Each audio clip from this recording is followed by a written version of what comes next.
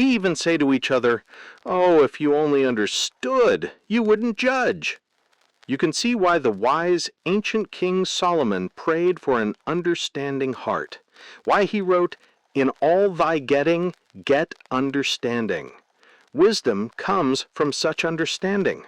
Without it, people act unwisely. Yet from their own frame of reference, what they are doing makes perfect sense. The reason we judge is that it protects us. We don't have to deal with the person, we can just deal with the label. In addition, when you expect nothing, you're never disappointed. But the problem with judging or labeling is that you begin to interpret all data in a way that confirms your judgment. This is what is meant by prejudice or prejudgment. If you have judged a child as being ungrateful, for example, then you will subconsciously look for evidence in his behavior to support that judgment.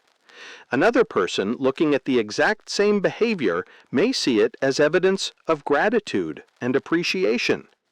And the problem is compounded when you act on the basis of what you consider reconfirmed judgment, and it produces more of the same behavior.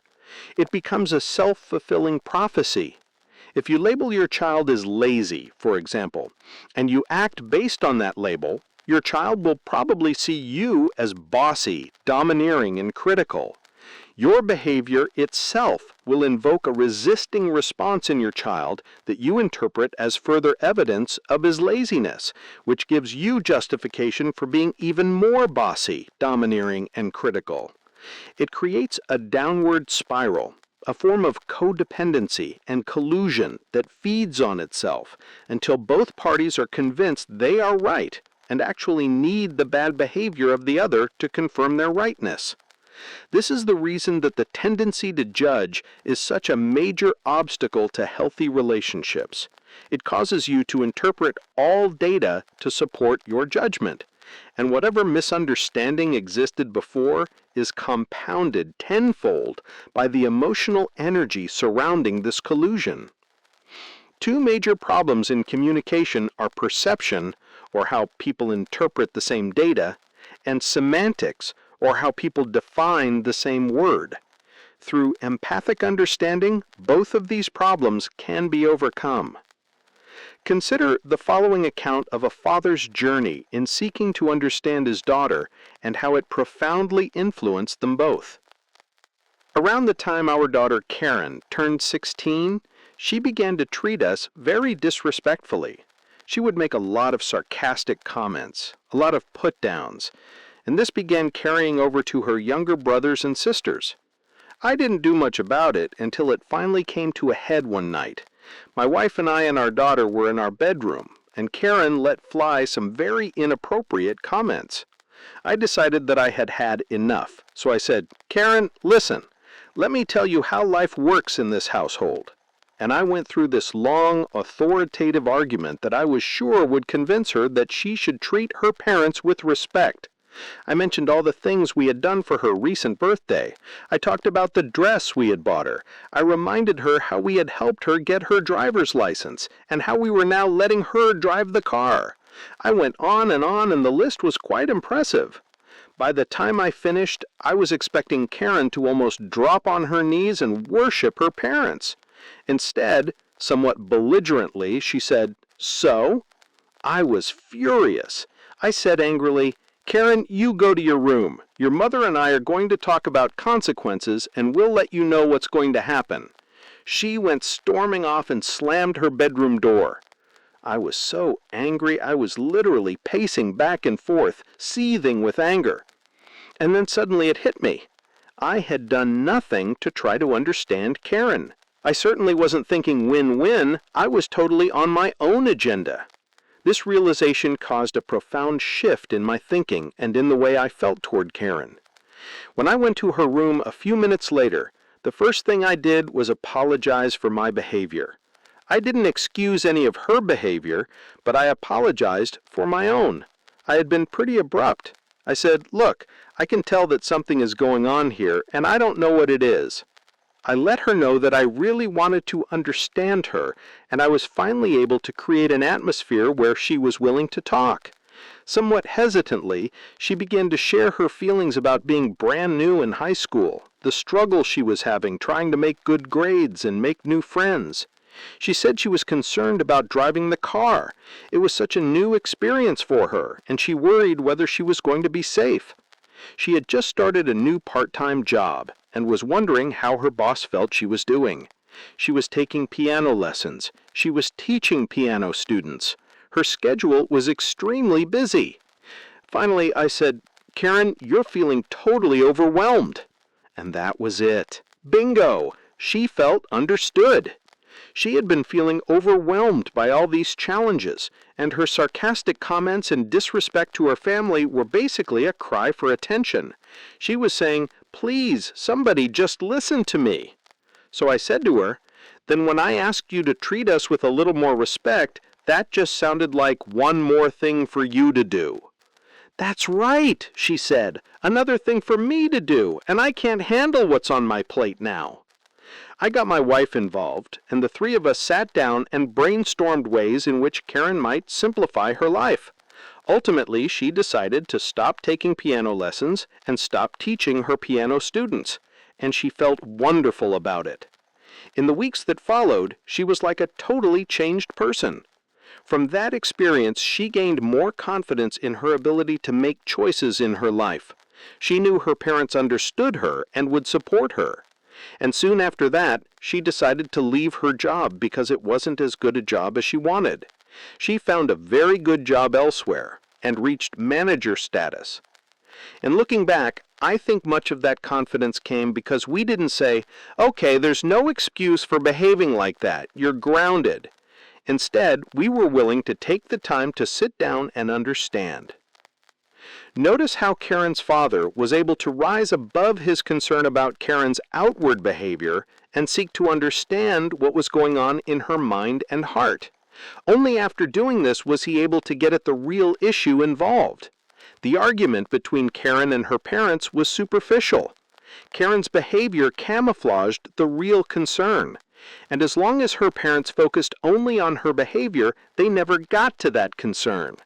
But then her father stepped out of the role of judge and jury and became a genuinely concerned and affirming listener and friend. When Karen felt that her father really wanted to understand her, she began to feel safe in opening up and sharing on a deeper level. She herself may not have even realized what her own real concern was until she had someone who was willing to listen and give her the chance to get it out. Once the problem was clear and she really felt understood, Karen then wanted the guidance and direction her parents were able to give. As long as we're in the role of judge and jury, we rarely have the kind of influence we want. Perhaps you remember the story from the first chapter of this book, of the man who found his son again. Do you remember how overdrawn that relationship was? How strained it was? How totally void of any authentic communication? You may want to review that story because it's a wonderful example of the power of Habit 5. That was another situation in which there were difficult, painful problems between parent and child, but there was no real communication. Only when the father stopped judging and really tried to understand his son was he able to begin to make a difference. In both of these cases, parents were able to turn the situation around because they made the most significant deposit you can ever make into anyone's emotional bank account. They sought to understand.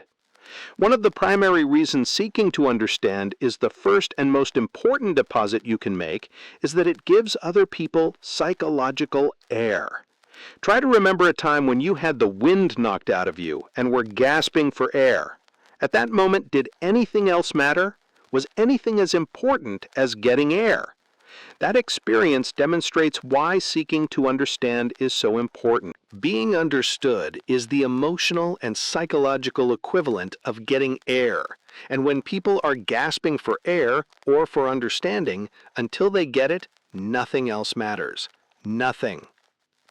I remember one Saturday morning when Stephen was working at the office. I called him and said, "Stephen, come home fast. I'm going to be late for my appointment downtown and I need help."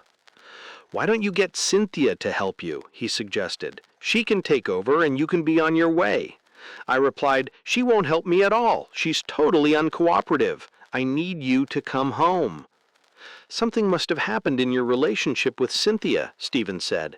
"Cure that relationship and everything will work out."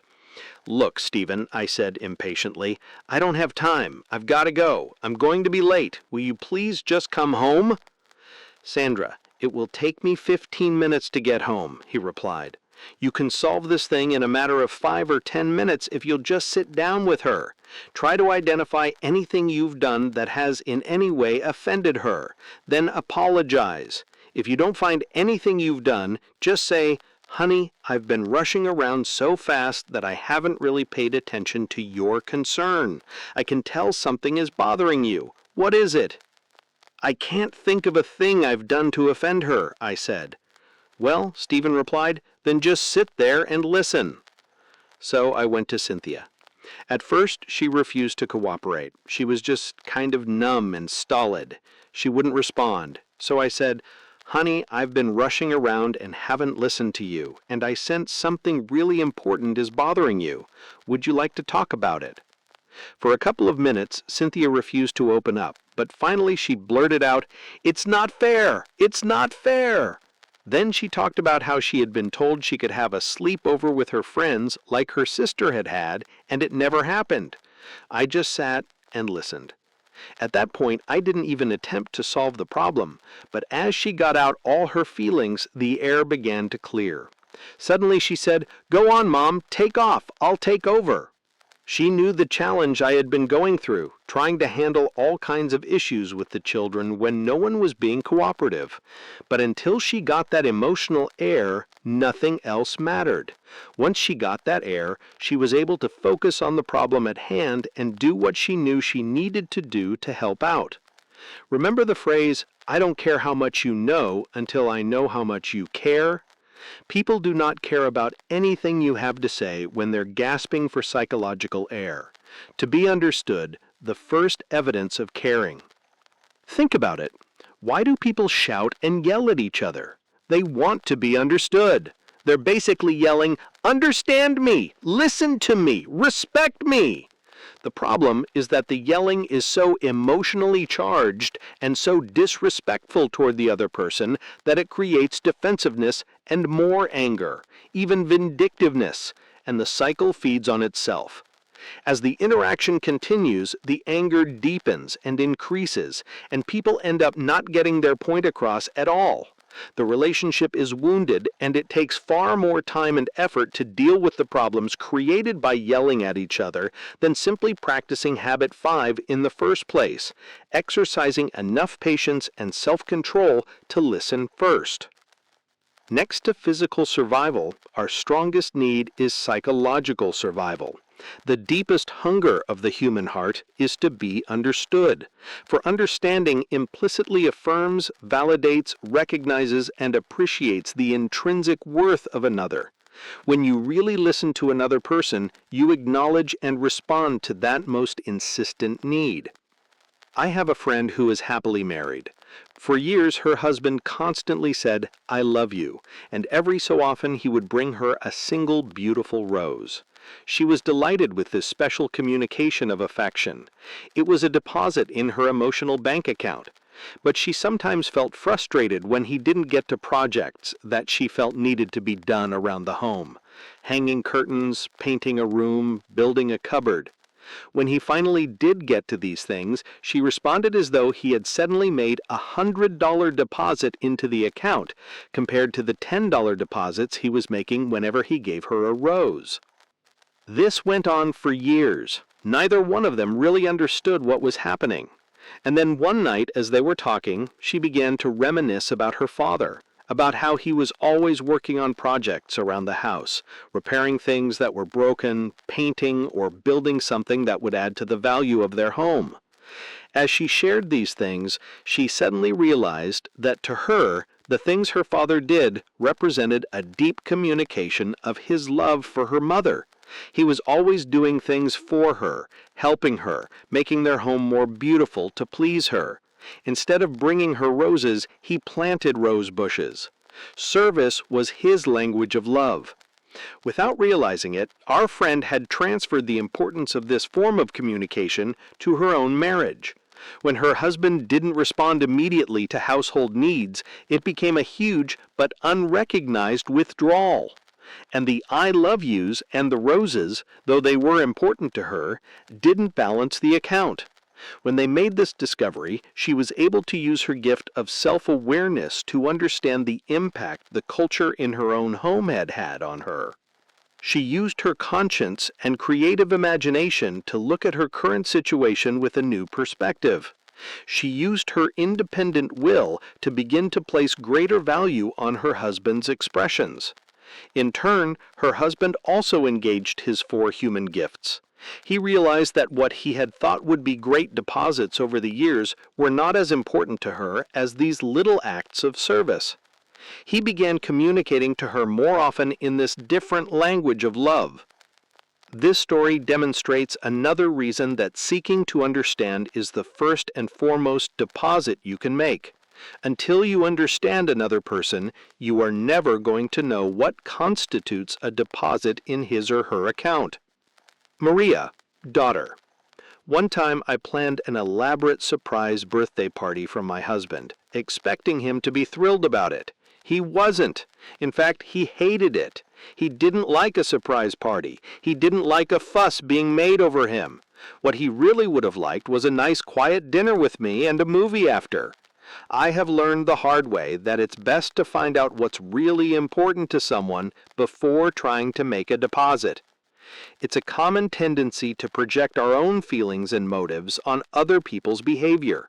If this means something to me, it must mean something to them.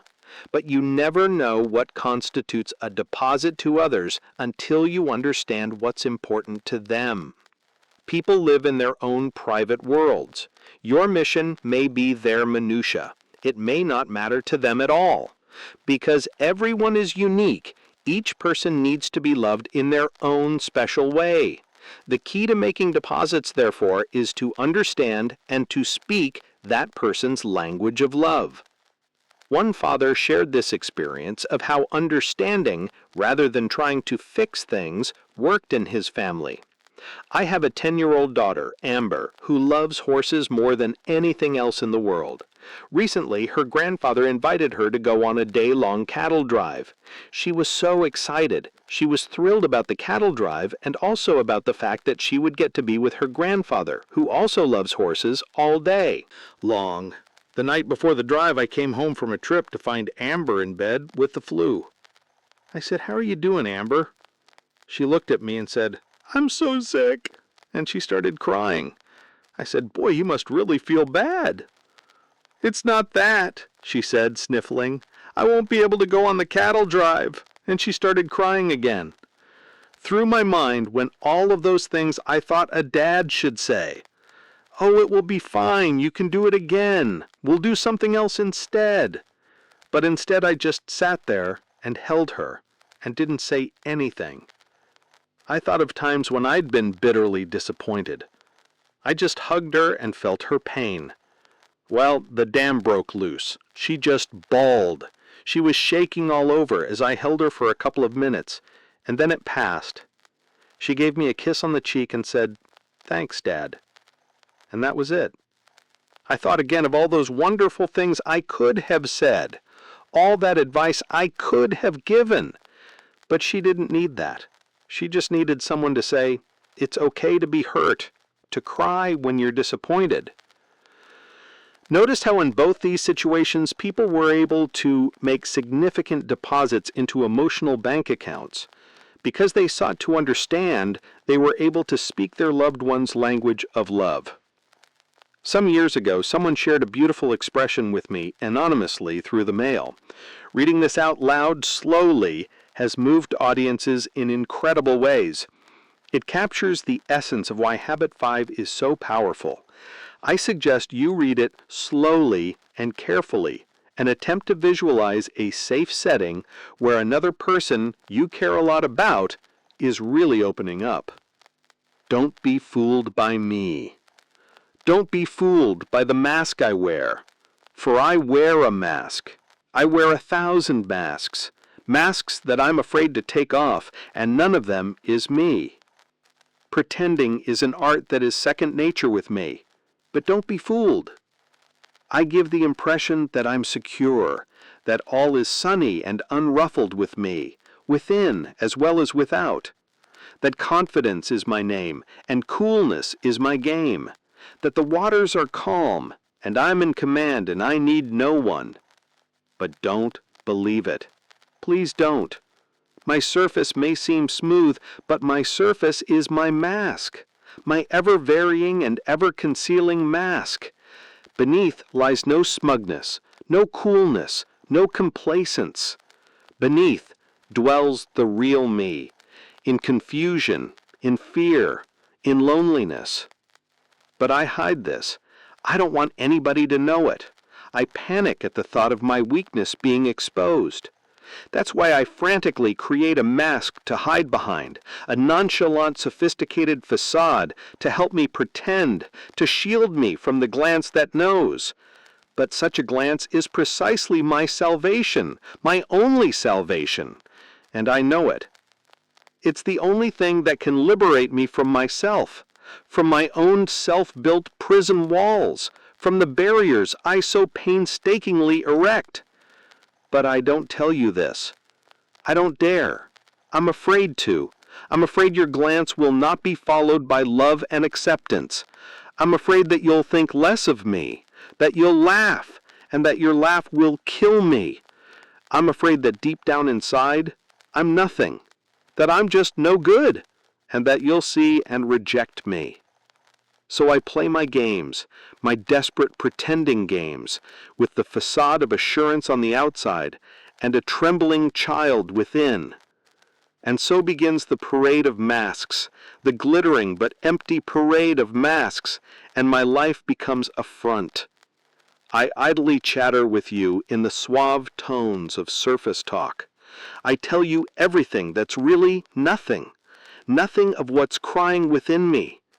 So when I'm going through my routine, don't be fooled by what I'm saying. Please listen carefully and try to hear what I'm not saying, what I would like to be able to say, what for survival I need to say, but I can't say. I dislike the hiding. Honestly, I do. I dislike the superficial phony games I'm playing. I'd really like to be genuine. I'd really like to be genuine, spontaneous, and me. But you have to help me. You have to help me by holding out your hand, even when that's the last thing I seem to want or need. Each time you are kind and gentle and encouraging, each time you try to understand because you really care, my heart begins to grow wings. Very small wings, very feeble wings, but wings. With your sensitivity and sympathy and your power of understanding, I can make it. You can breathe life into me. It will not be easy for you. A long conviction of worthlessness builds strong walls. But love is stronger than strong walls, and therein lies my hope. Please try to beat down those walls with firm hands, but with gentle hands, for a child is very sensitive, and I am a child. Who am I, you may wonder? I am someone you know very well, for I am every man, every woman, every child, every human you meet. All people are very, very tender and sensitive. Some have learned to protect themselves from this level of vulnerability, to cover up, to pose and posture, to wear a safe mask. But unconditional love, kindness, and courtesy often wear a safe mask. But unconditional love, kindness, and courtesy often penetrate these exteriors. They find a home in others' hearts, and others begin to respond.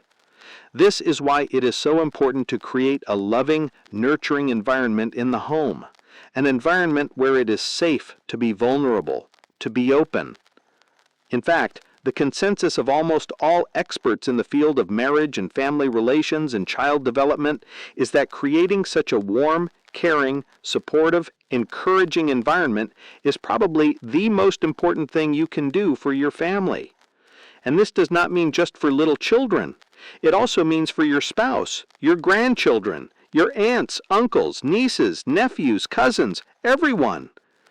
The creation of such a culture, such an unconditionally loving and nurturing feeling, is more important than almost everything else put together.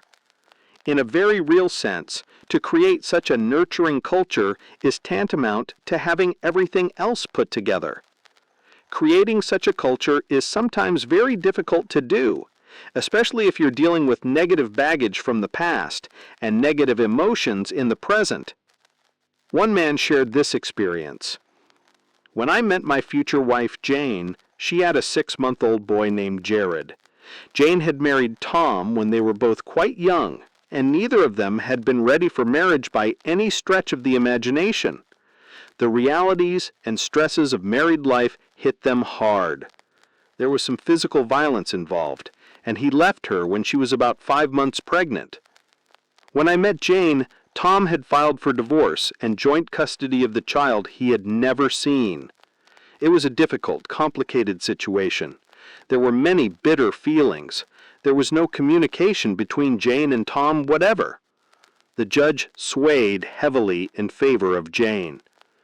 After Jane and I married, I took a job that required us to move to another state.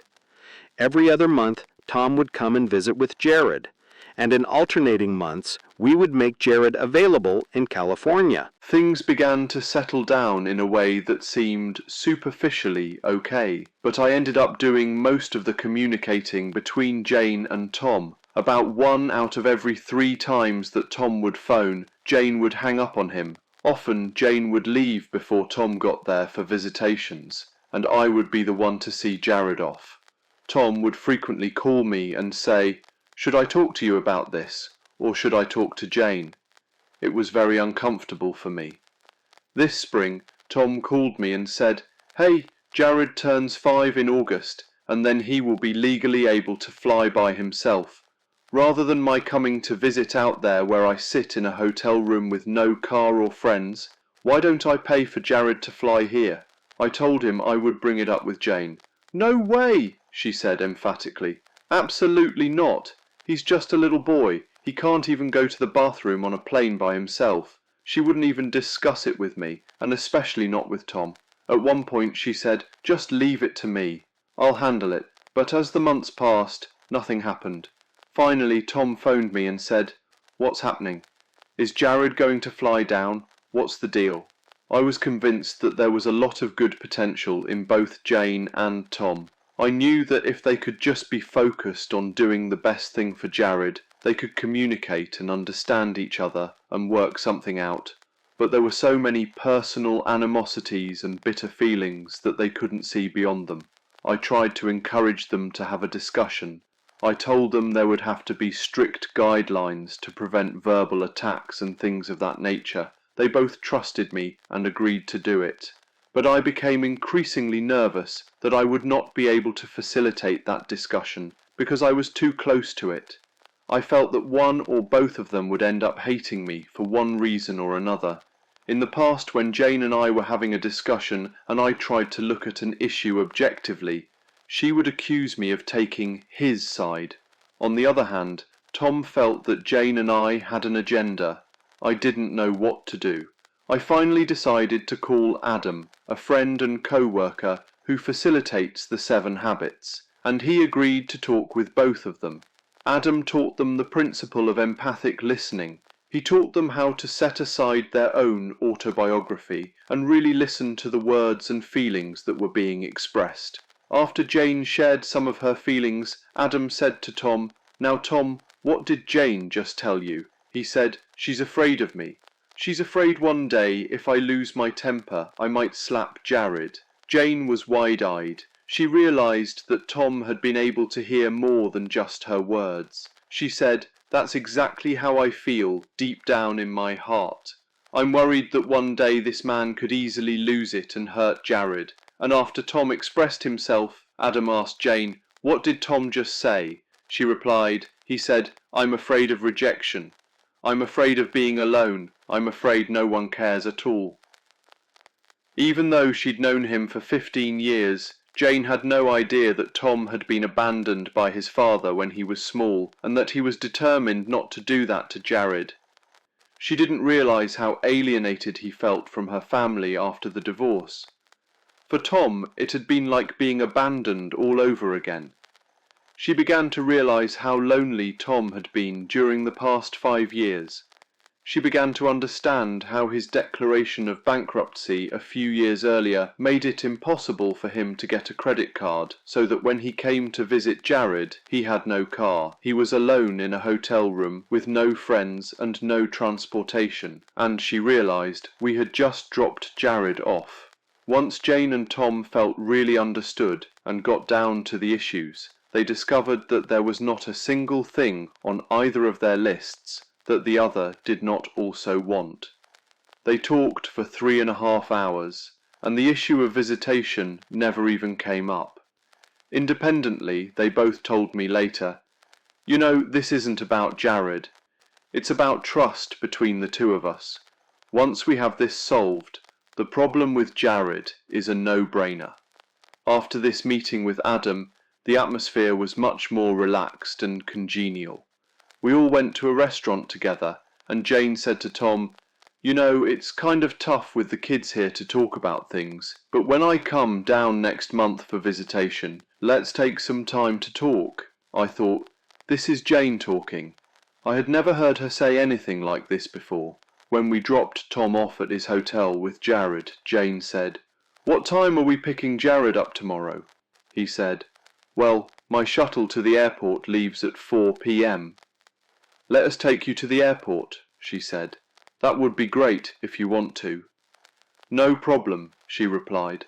Again I was thinking, wow, this is a major turnaround. 2 weeks later, Jane went down for visitation. One of her bones of contention had been that he never acknowledged what he had done to her.